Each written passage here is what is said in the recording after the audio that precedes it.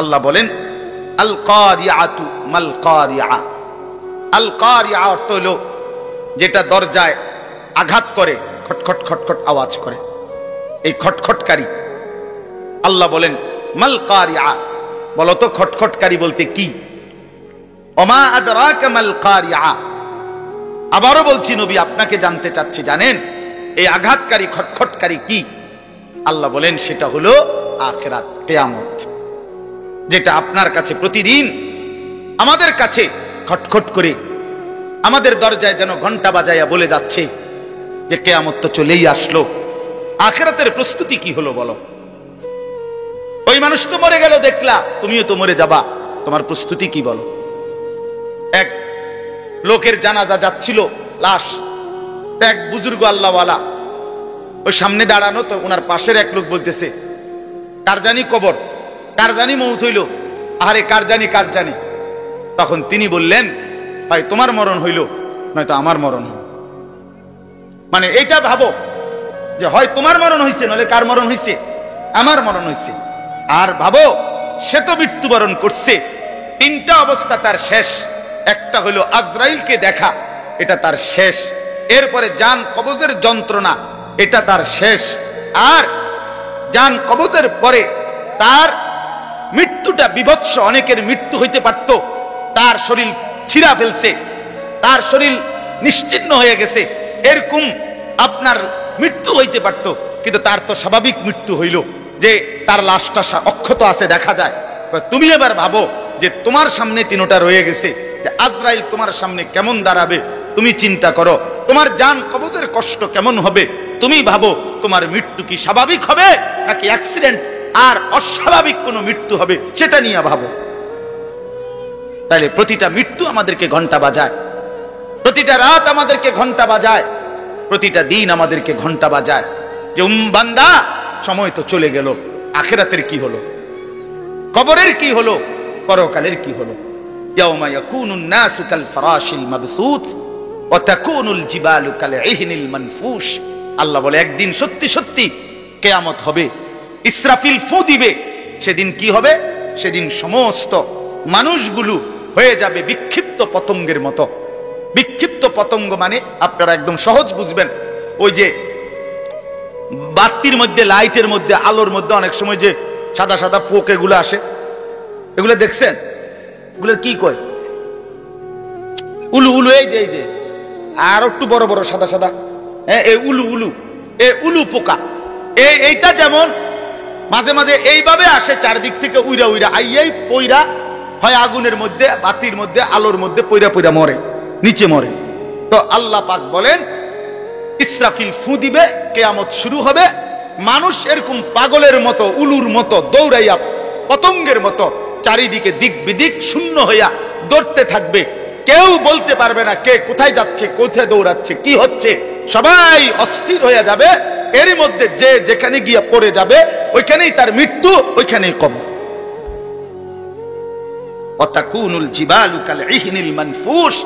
পাহাড়গুলো একটা নমুনা আল্লাহ বলছে, পাহাড়গুলো তুলারে দীর্ঘক্ষণ মেশিনের মধ্যে ধুনাইয়া সারলে এবার যখন ঝরঝরা হয় তুলা, তো এবার যদি বাতাস লাগে তাইলে যেমন এটা উড়তে শুরু করে, তুলা উড়ে। তো আল্লাহ তাআলা বলে পাহাড়গুলো এরকম ধ্বনিত তুলার মতো উঠতে থাকবে। পুরা সৃষ্টির সবকিছু ভাঙ্গা চুইরা শেষ হয়ে যাবে। হাসরের ময়দান কায়েম হবে। আর সেখানে কি হবে? দুইটা অবস্থা। ফাআম্মা মান সাকুলাত মাওয়াজিনহু, সেই হাসরের ময়দানে আমলনামা হাতে নিয়ে মিজানের পাল্লায় যার নেকি ভারী হবে, ফাহুয়া ফি আইশাতির রাদিয়া, সেই সন্তুষ্টিময় আরামদায়ক জান্নাতের জীবন লাভ করবে। ওয়া আম্মা মান খাফফাত মাওয়াজিনহু ফাউম্মুহু হাওয়িয়া ওয়া মা আদরাকা মা হিয়া নারুন হামিয়া। আর যার আমলনামা মিজানের পাল্লায় ওজন দেওয়ার পরে হালকা হবে, গুনাহ ভারী হবে, নেকি হালকা হবে, আল্লাহ তাআলা বলেন তার ঠিকানা হবে হাবিয়া নামক জাহান্নাম। আর আল্লাহ নিজেই বলে, নবী জানেন হাবিয়া জাহান্নামটা কেমন? নারুন হামিয়া, একেবারে প্রজ্বলিত ধাউ ধাউ করে জ্বলন্ত আগুন, এটার নামই হচ্ছে হাবিয়া। হাবিয়া। এখানে একটা কথা শুধু বলি, কথা আমার শেষ। এক নম্বর কথা হলো, এই জিন্দেগির মধ্যে যদি আমল বাড়াই তাহলে আখিরাতে জান্নাত হবে। এই জিন্দেগির মধ্যে যদি নাফরমানি বাড়াই তাহলে আখিরাতে জাহান্নাম হবে। মানে একটা শব্দ আছে ফা উম্মুহু হাবিয়া, এই ছেলেরা তোমাদের জন্য আমি শেষ। এই কথাটা আবার বলে যাই, এই শব্দটার তাফসীর আমি আজকেও পড়ছি, তাফসীরে কুরতুবিতে, তাফসীরে ইবনে কাসিরের মধ্যে আছে। আল্লাহ তাআলা বলছেন ফা উম্মুহু হাবিয়া, নাফরমান পাপীকে হাসরের ময়দানে এই উম্মুহুর শব্দের অর্থ হলো উম্মু রাসিহি, অর্থাৎ তার মাথার সামনে যে চুল, এই চুল ধরে দাঁড়ানো মানুষটাকে বেইজ্জতি করে নিচে নামাইয়া এরপরে লাথি দিয়া জাহান্নামে ফেলে, এইটা অর্থ। এই অতএব এই লম্বা চুল, এই বিকৃত চুল ছাড়ো, ছাড়ো, নাই তো জাহান্নামের ফেরেশতা টান দিয়া ধইরা তোরে দাঁড়ানোর থেকে নিচে ফেলাইয়া একটা লাথি দিয়া জাহান্নামে ফেলে দিবে। তখন বুঝবা, তখন বুঝবা। এই জন্য আমি অনুরোধ করলাম, রাগ হইও না, আমি শক্তই বললাম, মনে করো তোমরা এই স্বাভাবিক চুল রাখো, স্বাভাবিক চারদিকে সমান চুল রাখো। এটা কোনোভাবে এটা অসভ্যতা, এটা ফ্যাশন না, এটা জাহান্নামীদের চিহ্ন ভাইয়া, এটা দাজ্জালের চিহ্ন। দয়া করে আমার এই কথা ফিরাই দিও না, ফিরাই দিও না যুবক। নিয়ত করো ইনশাআল্লাহ, ছেলেরা ছেলেরা নিয়ত করো, বলো যুবক ইনশাআল্লাহ, পাক্কা নিয়ত করো ইনশাআল্লাহ। তোমাদের যুবক আগামী দিনের জন্য, ইসলামের জন্য রেডি হইতে হবে। তোমরা নামাজ পড়তেই হবে বাবা। আল্লাহকে রাজি না করলে আমার মাতৃভূমিও নিরাপদ থাকবে না। ফিলিস্তিন বহুদিন যাবত রক্তাক্ত, রোহিঙ্গা বহুদিন যাবত আরাকান রক্তাক্ত, কাশ্মীর বহুদিন যাবত রক্তাক্ত। আজ আমার মাতৃভূমিও শহীদ সাইফুল ইসলামের রক্তে রঞ্জিত। এ কথা বেঈমান প্রমাণ করে দিছে। ইসকনের গুন্ডারা, সন্ত্রাসীরা, এই বেঈমানরা প্রমাণ করে দিছে যে মুসলমান সুযোগ পাইলে তোদের কাউরে ছাড়ব না। কি হুজুর, কি পাবলিক, কাউরে ছাড়ব না। হ্যাঁ, বইয়া বইয়া মোবাইল টিপো, টিপো, বইয়া বইয়া নারী দেখো। একদিন যখন বেঈমান গর্দানে ছুরি রাখবে, সেদিন বুঝবা আল্লাহ কি জিনিস, আল্লাহ কি জিনিস। এজন্য মরলে যদি ঈমানের সাথে মরতে পারি, সেজদা দিয়ে মরতে পারি, আল্লাহর গোলামি করে মরতে পারি, তো এই জীবন যদি চলেও যায়, রক্তে যদি জমিন ভেসেও যায়, কোনো অসুবিধা নেই। ঠিক কিনা বলেন না কেন? মরণ যখন শহীদে মরণ, খালাস, কোনো সমস্যা নাই। ঈমানের মৃত্যু ব্যর্থ না, শহীদের মৃত্যু ব্যর্থ না। কিন্তু যদি নাফরমানির মৃত্যু হয়, যদি বেনামাজি মৃত্যু হয়, যদি শরীর নাপাক, প্যান্ট নাপাক, নারী দেখতে দেখতে, উলঙ্গ ছবি দেখতে দেখতে, তো এই অবস্থায় যদি তোর মরণ হয় বেটা, কি হবে তোমার? কি হবে বাবা? যুবক, তোদের যাদের প্যান্টে পেশাব, তোরা যারা টয়লেট পেপার ব্যবহার করো না, তুই নিকৃষ্ট রুচির মানুষ বেটা, ফালতু বেটা, ফালতু বেটা। চুল কেবল চুলের পিছনের দিকে ফিরাস বেটা, হাইতে মানে একটা কেমন লাগে। এইতে কেডা যে যার মতো সেরকম তো বুঝছি, সেরকমটাকে, সেরকম কি গাঁজাখোর না ফুট্টাখোর না বাবাখোর না ডাইলখোর না হারামখোর না মদখোর না ইয়াবাখোর? কার মতো লাগতেছে তারে জিঙ্গা। তুই যে আমারে কইলি সেরকম লাগতে আছে, হেতে কেডা যার মতো লাগতে আছে আমারে? হ্যাঁ, তো জিঙ্গাইলে কবে দোস্ত ফুট্টাখোরের মতো লাগে, তোর বাবাখোরের মতো লাগে। কারণ কোন ভদ্র মানুষ, ইমানদার, নামাজি, কোন চরিত্রবান পবিত্র মানুষ নাপাক থাকতে পারে না। তো তাহলে তো এটা বুঝাই যায় তোরে কার মতো লাগে বেটা। হ্যাঁ, নাই তো হে বলুক যে দোস্ত তোর চুল দেখে মনে হয় বুড়া বাইজিদ বুঝতাম, তোর একদম জোনায়েদ বাগদাদির মতো লাগতে আছে, এমন নি? তাহলে তোর চোর ডাকাতের মতোই তো লাগে। আস্তাগফিরুল্লাহ, আস্তাগফিরুল্লাহ। প্রিয় ভাই আমার, বন্ধু আমার, আখিরাত যেন ভুলে না যাই। মহান আল্লাহ পাক রব্বুল আলামিন এই কোরআনুল কারীমের মধ্যে বারবার আমাদেরকে আখিরাত মনে করাইছে। আমাদের জিন্দেগি ঈমানের জিন্দেগি, আমাদের জিন্দেগি পবিত্র জীবন ভাইয়া। আমরা শুধুই দুনিয়ার জন্য না, শুধু দুনিয়ার জন্য, দুনিয়ার জন্য আল্লাহ তাআলা কোরআন শরীফ আছে ওয়াদারনি ওয়াল মুকাদ্দিবিনা উলিন নি'মাতি ওয়া মাহিলহুম কালিলা। আল্লাহ বলছে, হে আমার বান্দারা, নাফরমান পাপীদেরকে অল্প সময়ের জন্য দুনিয়া ভোগ করতে দাও, ওদেরকে দুনিয়া খাওয়ায়া পরায়া এরপরে আমি নিয়ে আসবো, আমি এজন্যই বানাইছি। কিন্তু তোমরা মুমিন, তোমরা ঈমানদার, তোমাদেরকে আমি আল্লাহ তাআলা জান্নাতের জন্য বানাইছি, জান্নাতের জন্য। উইদ্দাত লিল মুত্তাকিন, মুমিনদের জন্যই জান্নাত, মুত্তাকিদের জন্যই জান্নাত। একটা বেঈমানও জাহান্নাম থেকে মুক্তি পাবে না। কোন কাফের, কোন বেঈমান, কোন হিন্দু, কোন বৌদ্ধ, কোন ইহুদি, কোন খ্রিস্টান, কোন নাস্তিক মুরতাদ পরকালে এক ঢোক, এক জাররা, এক লোকমা, এক ঢোক পানি মিলবে না, সুখ মিলবে না।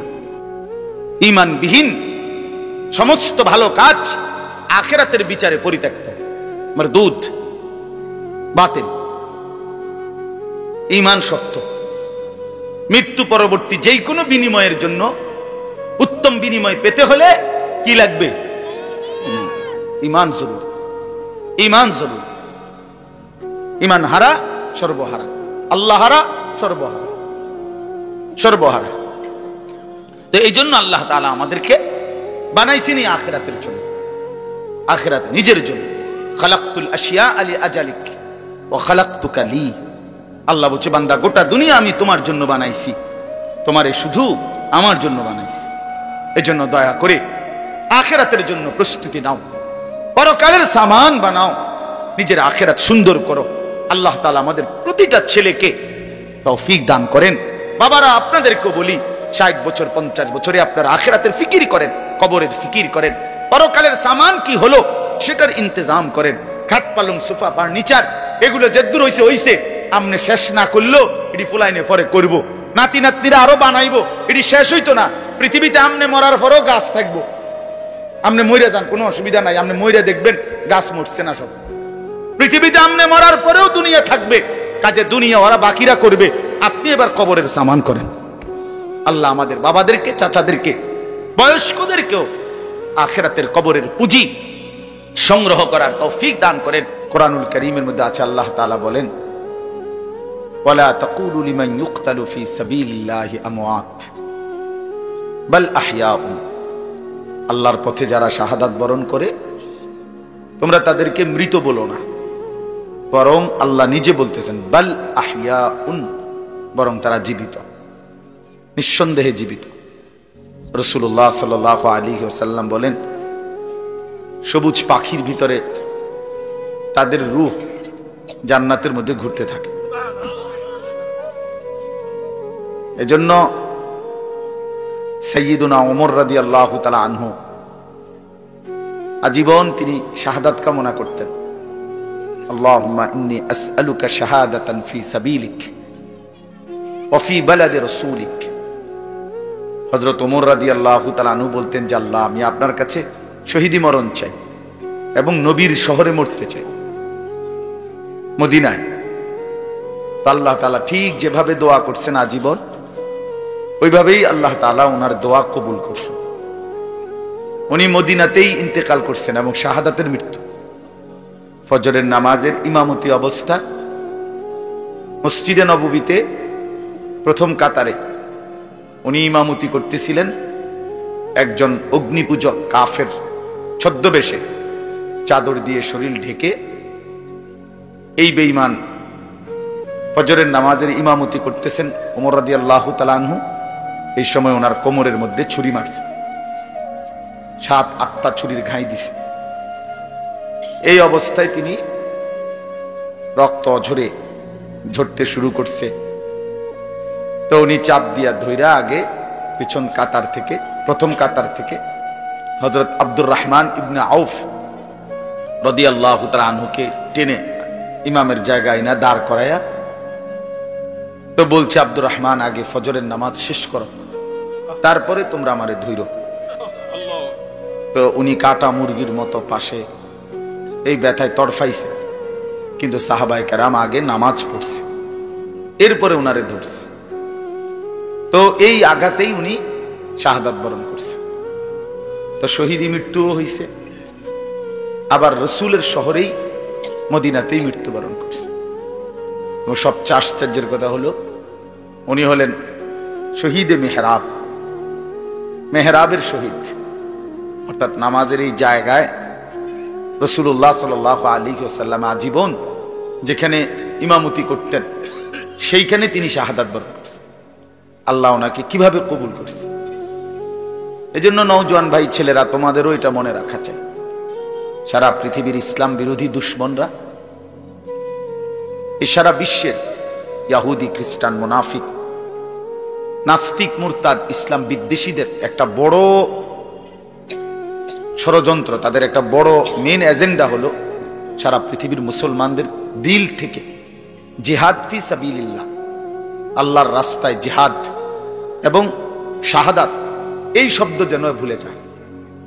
ভোগ বিলাসিতা, দুনিয়া প্রীতি, দুনিয়া নিয়ে ব্যস্ত থাকা, এই অর্থ সম্পদ, বাড়ি ঘর, দালান, বিল্ডিং, খাট পালং, সোফা, ফার্নিচার, আর ছেলেপেলেরা মোবাইল, বন্ধুদের আড্ডা, খামখেয়ালি, মানে এর মধ্যেই ডুবে থাকুক, অসভ্যতার মধ্যে, দুনিয়া বাড়ানোর মধ্যে পড়ে থাকুক, এটা হলো বেঈমানের সমস্ত ষড়যন্ত্রের মূল। এজন্য সারা পৃথিবী জুড়ে তারা জিহাদ ফি সাবিলিল্লাহর বিরুদ্ধে, আল্লাহর রাস্তায় যুদ্ধ, এর বিরুদ্ধে জঙ্গি, উগ্রবাদী, টেরোরিস্ট, সন্ত্রাসী ইত্যাদি বহু কিছিমের অপপ্রচার করে লাগাতার অব্যাহত এই পরিমাণ বলতে থাকছে যে অনেক মুসলমান সাধারণ মানুষ পর্যন্ত এটাকে ভয় পাইতে শুরু করছে, যে জিহাদ বললেই আতঙ্ক, কিতাল বললেই আতঙ্ক। অথচ কোরআনুল কারীমের প্রায় 600-র চাইতে বেশি আয়াতের মধ্যে আল্লাহ তাআলা জিহাদ ফি সাবিলিল্লাহর কথা বলছেন। তাহলে এতগুলো আয়াতকে অস্বীকার করার কোনো সুযোগ আছে? বলেন, কিভাবে অস্বীকার করে? কোরআনুল কারীমের একটি শব্দ কেউ যদি অস্বীকার করে তাহলে তো সে কাফের, সে তো বেঈমান। তাহলে কোরআনুল কারীমের মধ্যে আল্লাহ তাআলা বারবার এই কথা স্পষ্ট বলছে। কোরআন শরীফে আছে, মক্কায় মুসলমানরা, কুরাইশরা, মক্কার কুরাইশদের মধ্যে মাঝে মধ্যে বিতর্ক হইতো যে কেউ কাবা ঘরে হাজীদেরকে পানি পান করাইতো, কেউ হাজীদেরকে মেহমানদারি করত, কেউ কাবা ঘরের চাবি পাহারা দিত, কেউ কাবা ঘরের সংরক্ষণ করত, কাবা ঘরের ভবন ইত্যাদি প্রস্তুত করত, হাজীদের জন্য তাবু বানাইতো। এই খেদমতকে অনেক বড় মনে করত। তো একদিন নিজেদের মধ্যে তারা বলতেছিল যে এইটা সবচেয়ে বড় কাজ।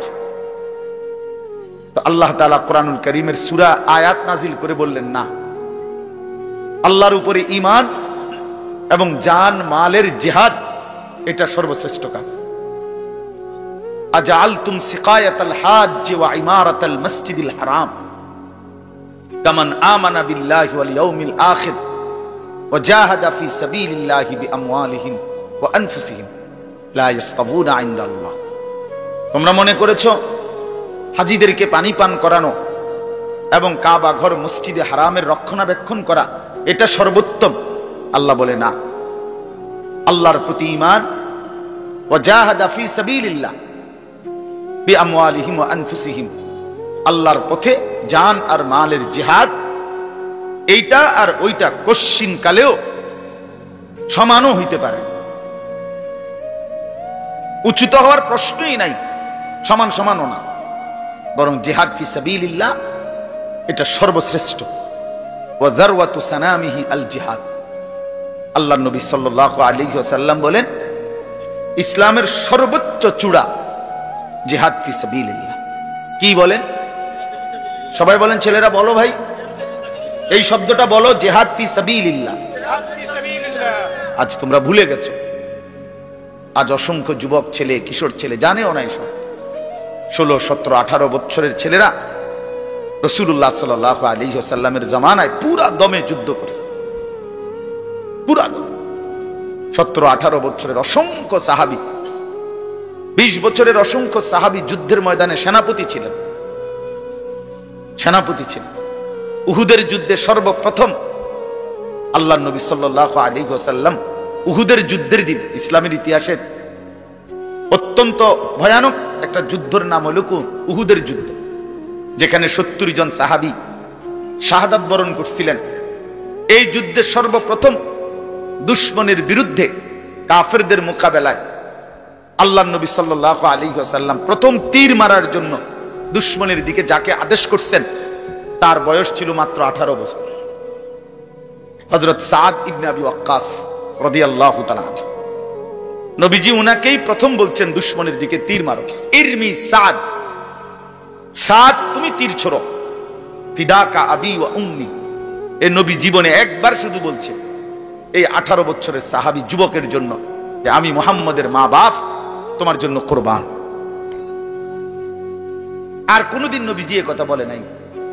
সাহাবীরা নবীকে বলতো হে আল্লাহর নবী, আমার মা বাপ আপনি রাসূলের জন্য কুরবান হোক, এটা মহব্বতে বলতো। নবীজি জীবনে কাউকে বলে নাই এই কথা। এই একমাত্র এই উহুদের যুদ্ধের দিন 18 বছরের ওই ছেলে, এটা হইলো এই টিফো মোবাইল, এটা জিন্দিগি এই মোবাইল লইয়াই শেষ কর। এই ছাগলামি করতে করতেই জীবন শেষ। 24 ঘন্টার জীবনটা তোমরা ছেলেরা বুঝে নিছো মোবাইল। তোমাদের ইবলিস শয়তান এমন ভাবে বলে দিছে যে পৃথিবীর সবকিছু থেকে আলাদা হইবি, এটার থেকে আলাদা হবি। আজকে এইভাবে তোমাদের শয়তান মাথার মধ্যে তোমাকে বুঝাই দিছে যে জীবনটা বাইধা রাখ মোবাইলের উপর। জীবনের আর কোনো পৃথিবীতে কি হয় না হয় কিচ্ছুর দরকার নেই, তুই শুধু মোবাইলের মধ্যে ডুববা থাক। অপদার্থ এক জিন্দিগি ভাইয়া, এক ফালতু জীবন, ফালতু জীবন, একটা বর্বর জীবন। মোবাইলের আসক্ত যেই ছেলে মেয়ে, এটা একটা বাজে লোক, ফালতু লোক, ফালতু, 100 ফালতু, 100 ফালতু, 100 ফালতু, একেবারেই আকাম লাইফ। এক ধরনের অপদার্থ ছাড়া, যার পৃথিবী নিয়ে, মানবতার কল্যাণ নিয়ে, মানুষের কোনো উপকার নিয়ে, পৃথিবী নিয়ে, আখেরাত নিয়ে জীবনের কোনো স্বপ্ন নাই। শাহওয়াত, শুধু শাহওয়াত, শুধু লজ্জাস্থানের একটা চাহিদা আছে, শাহওয়াত, এইটা পূরণ কর। নারী, ছবি, নাচ, গান, উলঙ্গতা, অশ্লীলতা, বেহায়াপনা, অসভ্যতা, খালাস। এটা মজা পাইলাম, বেডি চাইলাম, সারা রাত উলঙ্গ দৃশ্য দেখলাম, জানোয়ারের মতো পড়ে থাকলাম শুইয়া। সকালে 8টা বাজুক 9টা বাজুক, যখন ঘুম ভাঙে ঘুম ভাঙলো। ফজরের নামাজ নাই, শরীর অপবিত্র, নাপাক, অসভ্য ছবি দেখতে দেখতে শরীর নাপাক হয়ে গেছে। এই অসভ্যতা, এই জানোয়ার মাতালের মতো পড়ে আছে খাটে। যখন ঘুম ভাঙে ঘুম ভাঙলো, উঠলো তো উঠলো, নাস্তা খাইলো, আবার ছুটলো, আবার মোবাইল। আহার, শরীরের পবিত্রতার খবর নাই, আখলাকের খবর নাই, নামাজেরও খবর নাই। কি জীবন এটা! এই জীবনের চাইতে জানোয়ারের জীবন অনেক ভালো লাগে। জন্তু জানোয়ারও এর চাইতে আগে উঠে যায়, এর চাইতে আগে উঠে। একটা সুন্দর বাণী আছে, লেখা থাকে, দেখছি, ভোরের পাখি যদি তোমার আগেই জেগে যায় তাহলে তুমি ব্যর্থ। ভোরের পাখি যদি তোমার আগেই উঠে যায় তুমি ব্যর্থ। তোমার আগে উঠবে কেন? তুমি মানুষ, আশরাফুল মাখলুকাত, আল্লাহর সর্বশ্রেষ্ঠ সৃষ্টি, তুমি তো আগে উঠবার কথা। তোমরা এই কি জীবন বাছাই করে নিছো ছেলেরা? তোমরাই বলতে পারো বাবা, তোমার জন্য আমি আটকাবো না, আমার জন্য তুমি আটকাইবা না। কেউ কারোর জন্য আটকাবে না ছেলেরা, মনে রাখো। একদিন তোমার বাপের মতো করে কবরে চলে যাবে। এই যাই দৌড়ঝাঁপ করছে বেচারা কামাই করার, একদিন দেখবা তোমার রাইখা সে চলে গেছে। একদিন তুমিও চলে যাইবা। এই বন্ধু বান্ধব, আড্ডা, এগুলো সব থাইকা যাবে।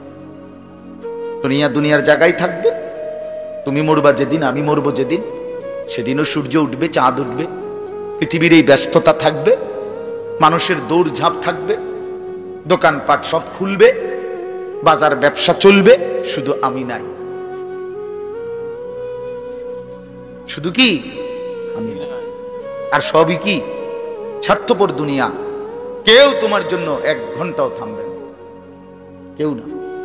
কারো হাতে সময় নাই ভাইয়া, কারো হাতে সময়। বহুতই বড় স্বার্থপর এক দুনিয়া এটা। এজন্য বুদ্ধিমান সে, নবীজি বলছে, আল কাইয়িসু মান দানা নাফসাহু ওয়া আমিলা লিমা বাদাল মাউত। বুদ্ধিমান তো সে যে নিজের হিসাব করে, নিজের হিসাব রাখে এবং মৃত্যু পরবর্তীর জন্য আমল করে। রাসূলুল্লাহ সাল্লাল্লাহু আলাইহি ওয়াসাল্লাম বলছেন, এক সাহাবী জিজ্ঞেস করছে, ইয়া রাসূলুল্লাহ মান আকিয়াসুন নাস ওয়া আহজামুন নাস, সবচেয়ে বিচক্ষণ বুদ্ধিমান বিবেকবান কে?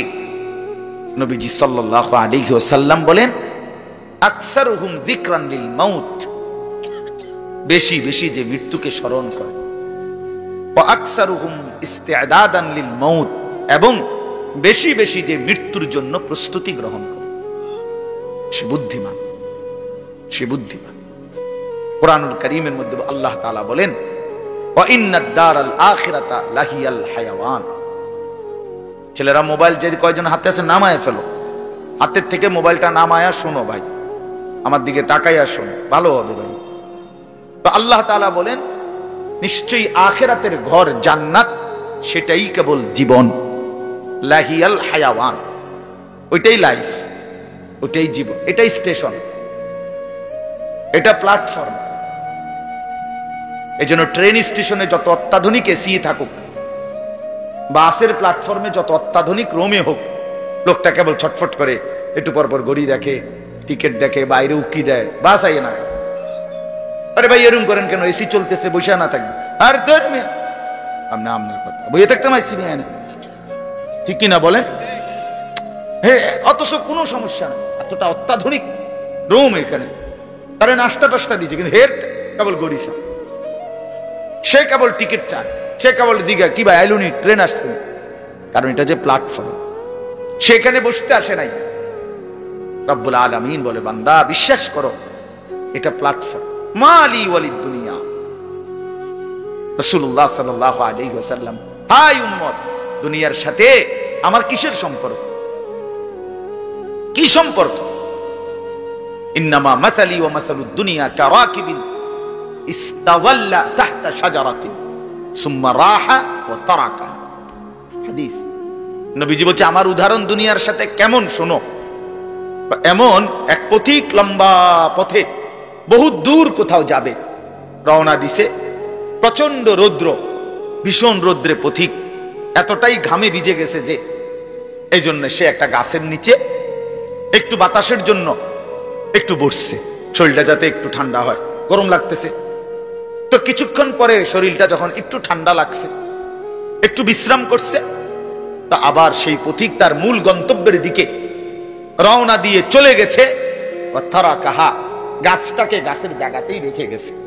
নবীজি বলেন, ঠিক এমন আমি তো আখিরাতের প্রতীক, আমি তো জান্নাতের যাত্রী, আমি তো আখিরাতের মুসাফির, আমি তো যাচ্ছি সেখানে। তো যাওয়ার পথে মাঝখানে 60 বছর, 63 বছর, 40 বছর, 50 বছরে একেবারে সামান্য একটু সময় ওই গাছের নিচে দুনিয়ায় একটু বিশ্রাম করলাম, একটু বসলাম, আবার একটি নির্দিষ্ট সময় পরে আমি আমার আপন গন্তব্য আখিরাতের দিকেই রওনা দিলাম। দুনিয়া দুনিয়ার জায়গায় রয়ে গেল, দুনিয়া দুনিয়ার জায়গাতেই রয়ে গেল, দুনিয়া পড়েই রইল। কি ভাই, বুঝতেছেন এই কথাটা? রাসূলুল্লাহ সাল্লাল্লাহু আলাইহি ওয়াসাল্লাম বলেন, ইয়াকুলু ইবনু আদম মালি ওয়া মালি। কি আজীব হাদিস শুনেন। নবীজি বলেন, হায় বনি আদম সারাক্ষণ কেবল বলে আমার মাল, আমার মাল। দেখছেন গাড়িটা আমার, এই বাড়িটা আমার, এই 10 শতক জমি আমার, এই সোফাগুলো আমার, এই খাট আমার। আল্লাহ নবী সাল্লাল্লাহু আলাইহি ওয়াসাল্লাম বলেন, হাল্লাকা ইয়া ইবনা আদম মিন মালি, কোথায় তোমার মাল? এই বনি আদম, মাল তোমার বলতে কে বললো এগুলো তোমার? এগুলো যদি তোমারই হয় তো তুমি যেহেতু চিরস্থায়ী ভাবে দুনিয়া থেকে কবরের দিকে চলে যাচ্ছ, এগুলো সাথে নিচ্ছ না কেন? তোমার জিনিস কার জন্য রেখে যাচ্ছ? এই বেটা, ওয়াহাল্লাকা ইয়া ইবনা আদম মিন মালি, কি রে বনি আদম, তোর মাল কই? তোর যদি হয় নিচ্ছ না কেন এগুলো? তোমার মোবাইলে আমার, তো আমি এটা নিয়ে যাবো না সাথে এখন, নাকি ধুয়ে যাবো? কথা বলেন না কেন? তো তুমি তো দুনিয়া থেকে চলে যাচ্ছ, তো নিচ্ছ না কেন এগুলো? তোমার 10 শতক জায়গা নিবা না? সোফা এগুলো কই রাখা যাচ্ছ? এগুলো নিয়ে যাও, বিল্ডিং নিয়ে যাও। তাইলে দেখে বুঝেই নাও বান্দা, উম্মত তোমার হলো কোত্থেকে? তোমার কেবল 3টা মাল, 3টা জিনিস তোমার। নবীজি নিজে বলছে, ইল্লা মা আকালতা ফাআফনাইতা, যা সরাসরি তুমি খাইয়া শেষ করছো, খাইছিলা, এটা তোমার। আও লাবিস্তা ফাআবলাইতা, যেটা সরাসরি তুমি গায়ে দিছিলা, পড়ছিলা পোশাক তোমার গায়ে, পড়তে পড়তে এডি পুরান হইছে, সিরালাইছো, এগুলো তোমার। আও তাসাদদাকতা ফাআমদাইতা, আর যা আল্লাহর রাস্তায় খরচ করেছ, দান, সাদাকা, যাকাত, ফিতরা, হজ, উমরার জন্য, গরিব দুঃখী, মসজিদ, মাদ্রাসা, এতিম, গরিব, অসহায় ইত্যাদি ইত্যাদি, এই যেগুলো তুমি কি করছিলা, সাদাকা খরচ করছো আল্লাহর পথে, ফাআমদাইতা, সেটা তুমি আখিরাতে পাঠাইছো, সেটা পৌঁছে, এই তিনটা তোমার। ওয়ামা সিওয়া যালিকা, আর এই ছাড়া বাকি সব ফাযাহিবুন, তোমার থেকে সরে যাবে, চলে যাবে, ও তারিকুহু লিন্নাস, মানুষের জন্যই রেখে যাবে। কি অসাধারণ হাদিস, কি চমৎকার ভাবে নবীজি ব্যাখ্যা করে বুঝাইছেন। ইয়াতবাউল মাইয়িতা সালাসাতুন ফায়ারজিউ ইসনান ওয়া ইয়াবকা ওয়াহিদ।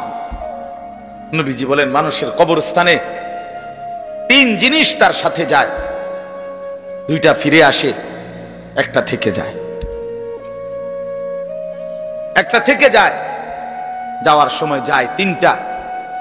এক নম্বর মালুহু ওয়া আহলুহু ওয়া আমালুহু, তার কিছু মাল, ওই যে লাশের খাটিয়া, আগরবাতি, এই জাতীয় সামান্য কিছু মাল তার, এগুলো তার সাথে যায়।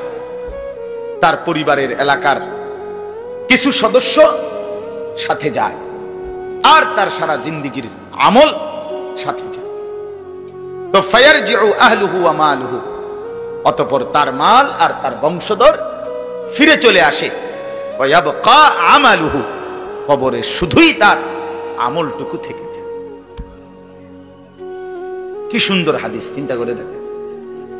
রাসূলুল্লাহ সাল্লাল্লাহু আলাইহি সাল্লাম বলেন, নবীজি বলেন, লাউ আন্না লি ইবনি আদামা ওয়াদিয়াম মিন যাহাবিন, উম্মত শুনো, বনি আদম কত লুভী, শোনো মানুষ কত লুভী হয়, দুনিয়া লুভী কি পরিমাণ লুভী হয়, যার কলজার ভিতরে একবার আখিরাত ভুলে গেছে। বিশ্বাস করেন ভাইয়া, ছেলেরা তোমরাও বোঝো ভাইয়া, দুনিয়া যার কলজার ঢুকছে, নারীর লোভ, সম্পদের লোভ, অর্থের লোভ, নেতাগিরির লোভ, তো আল্লাহ রাসূল সাল্লাল্লাহু আলাইহি সাল্লাম বলেন, এই দুনিয়া লুভিকে, বনি আদমকে যদি একটা পাহাড় পরিমাণ স্বর্ণ দেওয়া হয়, লা আহাব্বা আন ইয়াকুনা লাহু ওয়াদিয়ান, সে মনে মনে চাইবে যদি তাকে দুইটা পাহাড় স্বর্ণ দেওয়া হইতো। একটা পাহাড় মানে কি 200 কেজি মাটি, হ্যাঁ কথা বুঝছেন? একটা পাহাড়ের মধ্যে 200 কেজি মাটি, তো টনে টনে মাটি, টনে টনে, মিলিয়নে মিলিয়নে মাটি। মদিনার উহুদ পাহাড় 8.5 কিলোমিটার লম্বা, এত বড় পাহাড়, এত দূরত্ব, এত উঁচা, যে মসজিদে নববীর এখান থেকে, বারান্দা থেকে, সেহান থেকে দাঁড়াইলেই কি দেখা যায়? উহুদ পাহাড় দেখা যায়, প্রায় 4 কিলো 4.5 কিলো দূরে, কিন্তু এখান থেকে স্পষ্ট পাহাড় দেখা যায়, এতটা উঁচা।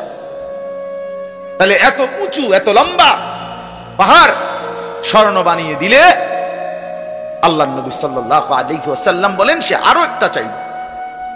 এরপরে নবী বলেন, শোনো বনি আদম, লান ইয়ামলা ফাহু ইল্লা তুরাব, হায় বনি আদমের মুখ ভরবে না কবরের ওই মাটি মুখে মারা পর্যন্ত। লান ইয়ামলা ফাহু ইল্লা তুরাব, তার মুখ ভরবে না কবরের মাটি ঢুকা পর্যন্ত। আরে শুনেন আশ্চর্য কথা, ছেলেরা বোঝো, শোনো মিয়া, বাবারাও শুনেন, আশ্চর্য কথা হলো এই যে হাদিস, এটা আমি বললাম না যে বনি আদমকে যদি একটি পাহাড় স্বর্ণ দেওয়া হয়, সে আরেকটি পাহাড় চাইবে এবং তার মুখ ভরবে না, কি ছাড়া? বলেন না কি ছাড়া? এটা তো কি হাদিস, এটা কি? কিন্তু হযরত উবাই ইবনে কাব রাদিয়াল্লাহু তাআলা আনহু একজন বড় সাহাবীর নাম। সাহাবীদের মধ্যে সবচেয়ে সুন্দর কোরআন শরীফ যিনি পড়তে পারতেন, সাইয়্যিদুল কুররা, কারীদের সর্দার ছিলেন উনি। সাহাবীদের মধ্যে সবচেয়ে সুন্দর কোরআন পড়তেন উনি। কোরআনুল কারীম এত সুন্দর পড়তেন যে আল্লাহ তাআলা সরাসরি নবীজির কাছে জিবরাইল পাঠাইয়া আদেশ করছে, বন্ধু আপনি উবাই এর জবান দিয়া কোরআন শরীফ শুনেন। শুনেন, ওই পড়লে আমার আরশ কাইপা ওঠে। শুনেন শুনেন, আমনে শুনেন। আল্লাহর নবী সাল্লাল্লাহু আলাইহি ওয়াসাল্লাম এই সাহাবীকে ডাক দিয়া বলছে, উবাই ইকরা আলাইয়াল কোরআন, কোরআন শরীফ পড়ো, শোনাও। তিনি বলেন, আমি শোনাবো আপনাকে? আমরাই তো শুনি আপনার থেকে, আপনার সামনে আমি কোরআন পড়বো এই সাহস তো আমার নাই ইয়া রাসূলুল্লাহ। আল্লাহর নবী সাল্লাল্লাহু আলাইহি ওয়াসাল্লাম বললেন, আল্লাহ তাআলা তোমার নাম বলে আমাকে আদেশ করেছেন তোমার জবানে কোরআন শুনতে। উনি তিনবার জিগাইছে এই কথাইটা। এরপরে আসাম্মানি আল্লাহ, ইয়া রাসূলুল্লাহ আল্লাহ আমার নাম নিছে? বলে তোমার নাম? আমার নাম? হ্যাঁ তোমার নাম। আমার নাম? বলছে হ্যাঁ তোমার নাম। ফাবাকা, তিনি প্রচন্ড ভাবে কাঁদতে শুরু করছে আর বলছে, হায় নবী, এক গোলামের এর চাইতে বড় সৌভাগ্য আর কি হইতে পারে যে তার মুনিব তার নাম নিয়েছে, তার মালিক তার নাম নিছে। এর চাইতে বড় ভাগ্য আমার জীবনে আর কি হতে পারে যে আমার আল্লাহ আমার নাম নিছে। যাই হোক, আমার বলার উদ্দেশ্য হলো, এই সাহাবী উবাই ইবনে কাব বলেন, এই যে হাদিস এটা নবীজি আমাদেরকে এত বেশি বার বলছে, বারবার বলতেন। আমরা প্রথমত কুন্না নারা, এর সরাসরি তাফসিরে আছে, কুন্না নারা হাদা মিনাল কোরআন, আমরা এটাকেই মনে করতাম যে এটা কোরআনের আয়াত। এত বেশিবার নবী এটা আমাদের সামনে পড়ছে। সাহাবীদেরকে দুনিয়া থেকে, দুনিয়ার লোভ থেকে ফিরাইবার জন্য, আখিরাত মুখী করার জন্য, পরকাল মুখী বুঝাবার জন্য এত বেশিবার বলছে এটা। উনি বলেন, আমরা প্রথমত এটা ভাবতাম এটা কোরআন শরীফের আয়াত। হাত্তা নাযালাত আলহাকুমুত তাকাসুর হাত্তা যুরতুমুল মাকাবির, এরপরে যখন আলহাকুমুত তাকাসুর এই সূরাটা নাজিল হইছে, এই আমি এখন যেই সূরাটা পড়ছি তার পরের সূরা, এটা যখন নাজিল হইল তখন আমরা বুঝলাম যে না, এইটা হইলো কোরআন, আর এতদিন যেটা মনে করছি এটা রাসূলের হাদিস। আল্লাহর নবী সাল্লাল্লাহু আলাইহি ওয়াসাল্লাম এভাবে উম্মতকে দুনিয়া থেকে সরাইতে চাইছে, দুনিয়ার লোভ থেকে। আজ আমরা জিন্দেগির মাকসাদ বানায় নিছি। জওয়ান বলেন, বুড়ো বলেন, আমি বলেন, আপনি বলেন, আমাদের জীবন শুধু দুনিয়া, অথচ আখিরাত, হাসরের ময়দান, কিয়ামত, পরকাল আমাদের দরজায় কড়া নাড়তেছে। প্রতিনিয়ত আমাদের সামনে যে মানুষগুলো মৃত্যুবরণ করতেছে, এরা যেন আমাদেরকে হাত নেড়ে নেড়ে, কড়া নাইরা নাইরা যেন বলতেছে, আখিরাতের দিকে যাচ্ছি, তুমিও আইসো। ঠিক না? এই জন্য কবর জিয়ারতের দোয়া আছে সালামের সাথে। ওই ওমর ফারুক ভাই নিরা হয় না, হার বেটা, বেচারা আমার তো বড় বক্তা, ওরা নিচে বসে হায় হায় সারখার। তো কবর জিয়ারতের দোয়ার মধ্যে, সালামের মধ্যে এটা অংশ আছে, আনতুম লানা সালাফুন ওয়া নাহনু লাকুম তাবাউন। হে কবরবাসী, আপনি তো আমার আগে চলে গেলেন, অচিরেই আমি আপনার পিছনে পিছনে আসতেছি।